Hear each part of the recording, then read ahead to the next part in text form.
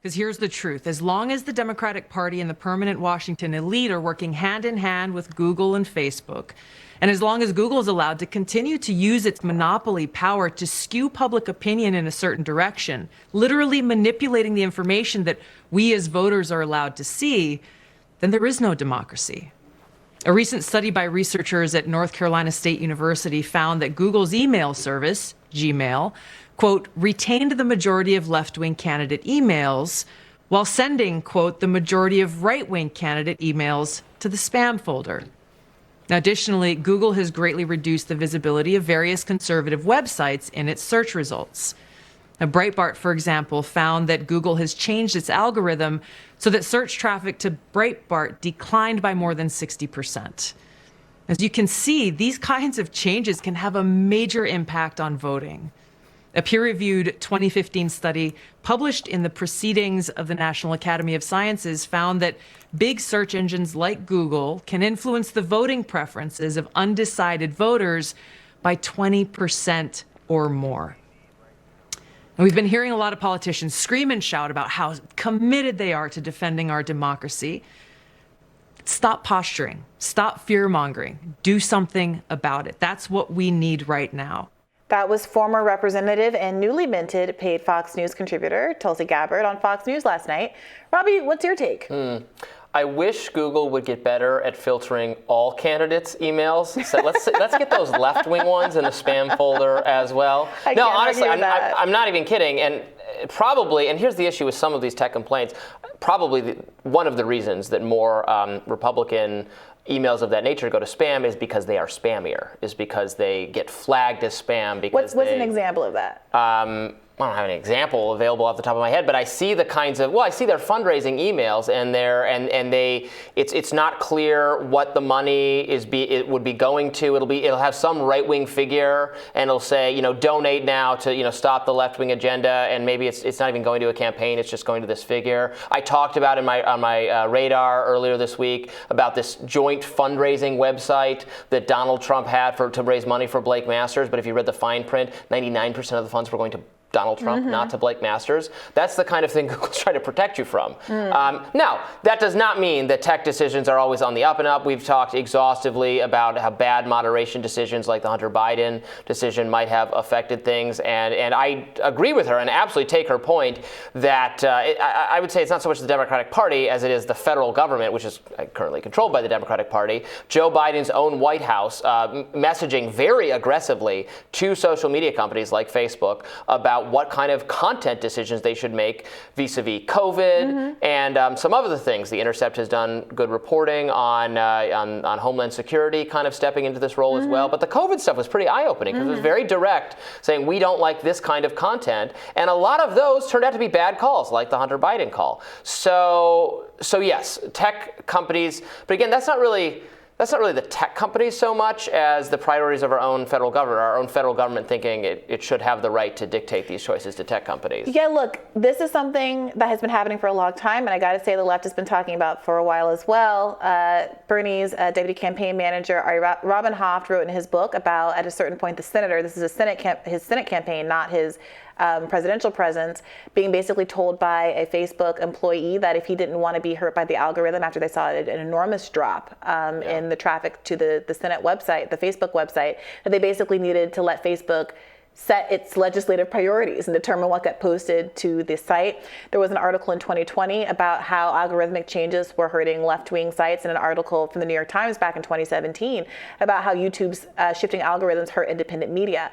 And as someone in the independent media space, folks talk about this all the time, how much easier it was to break through and compete with mainstream media before 2017-ish, and how many shows saw an enormous growth during that period of time before algorithmic changes, not to privilege left versus right, but to privilege the center, to privilege that like cozy, warm, safe space that the advertisers love so much. And I think this is what Elon Musk is now realizing, that what's really driving a lot of these decisions is ad dollars, not politics. But they also got really heckled into doing some of that by the legacy media, by the mainstream media. I mean, all of those, the New York Times tech coverage, which actually got called out recently, I'm very glad he did this, by Matt Iglesias, who's a Democratic progressive. I mean, you might. I don't know. Not a progressive. You take issue with that. Liberal commentator, long-running, formerly of Vox, now runs this, has a Substack, and he said, apparently with some insider knowledge, confirming what I've always presumed, is that the New York Times had like an editorial manifesto on tech. Tech coverage should be apocalyptic. If you're writing about social media, if you're writing about tech,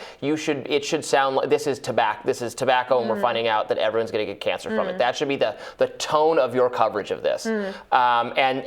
And that's what it seemed like. I believe that because when you read it, it seemed like it was about. Remember reports on what was it? Clubhouse. Oh no, Clubhouse. The misinformation possibilities are endless because you don't even have a transcript. How could we fact check it? People are speaking without our control. Oh no. That was the tenor of the conversation.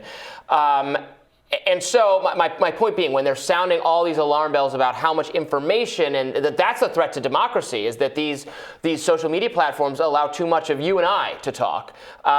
Eventually, and then there was pressure from mainstream lawmakers to echoing those concerns, and the social media companies have caved, have bowed, and have crushed some independent content creators very, very wrongly. But it's not in a vacuum, is what I'm saying. It's not just of their own free volition. They're saying, wow, we're just going to take this Hunter Biden story off. They got told by law enforcement over and over again that if you don't do this, the election will be illegitimate because of you unless you do this. Yeah, look, there's a lot going on here. Abby Martin, who was a journalist who had a show with RT, had her show just wiped from the internet. Obviously, RT was banned in Europe.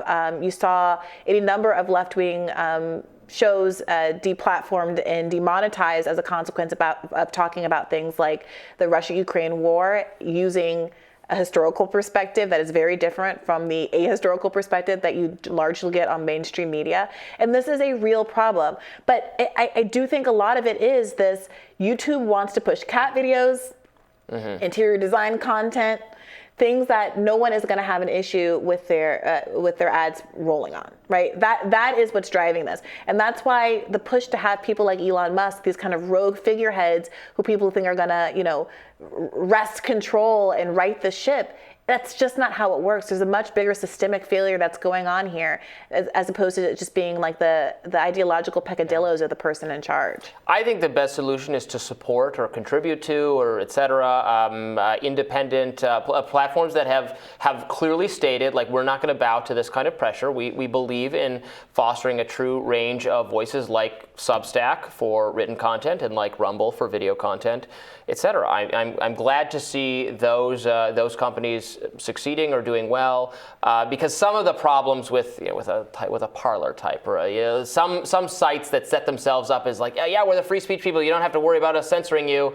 but they're not competently run, and then they look what's going on with Mastodon. A lot of people would like. I don't even know what's going on with Mastodon. What is it? Apparently, it's very difficult to even just register an account on Mastodon, and the user experience is just not what Twitter is. So, like, I appreciate people trying to find alternatives. I think that. Do you know what Be Real is? I don't. What's Be Real? I have just learned about this. Oh, you don't know what it is? I don't know what it is at all. This is a new social media thing, which I guess it's like TikTok, but it's just once a day. It takes a photo of you from both sides. I'm already out. And that's its thing. I don't like it. I'm already out. Could be the new place that hosts Rising. Rising is just a photo once a day now. Look, we're all gonna. It makes prep a little bit easier. No, we're all gonna end up on TikTok, and that's just what it is. Everybody steal yourself. If Twitter goes down. That, I think, is the natural inheritor of the kind of discourse that happens on Twitter, because Instagram is not set up for discourse in the same way. So everybody put your concealer on and get ready to be a visual medium. All of the journalists and blue checks are going to have to figure out how to be charming on camera. Oh boy. Well, we're setting a model, because we're so charming on camera. Sure, Robby. We'll have more Rising for you right after this.